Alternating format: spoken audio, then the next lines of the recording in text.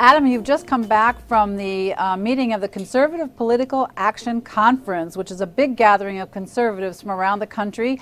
How would you characterize their mood and what's their agenda exactly?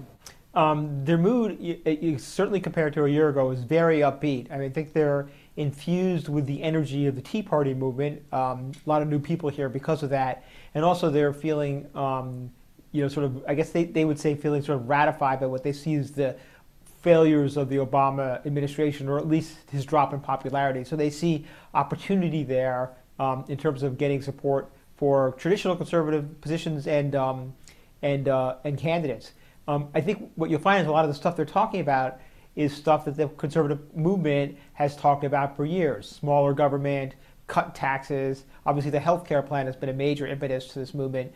The additional thing that you hear this year is talking about how to handle terrorism suspects and criticizing President Obama for, for example, giving Moran, treating recent terrorist arrests as in criminal courts.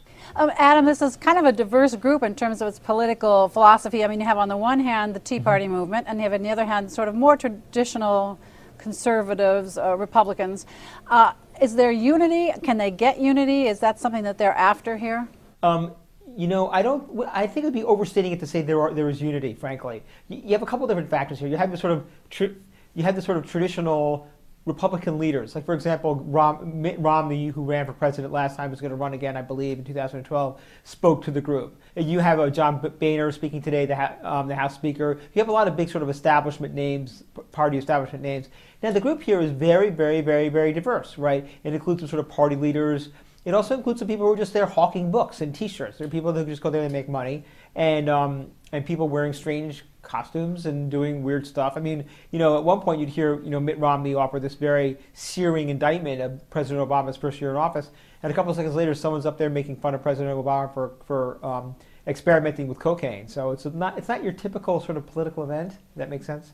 Adam, as I was listening to some of it myself, I was hearing a lot about calls to action. And can you clarify for us, calls to action for what? Is it about fundraising? Is it about getting out the vote? What exactly is the action that they would like to see happen? Calls to action is first and foremost, I think, getting out politicians, mainly Democrats but Republicans as well, that they consider unsupportive of their goals.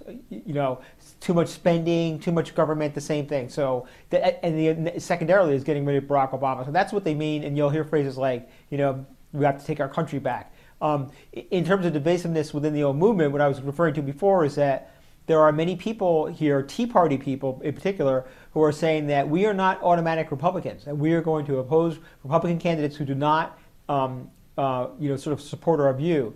One of the biggest applauses of the day today that I heard was for Marcus Rubio, who's the Tea Party-backed candidate who's challenging Charlie Crist in Florida for the Senate nomination, Republican Senate nomination. And I think that's really sort of symbolic of how there is some divisions in this sort of group about what to do and how to proceed.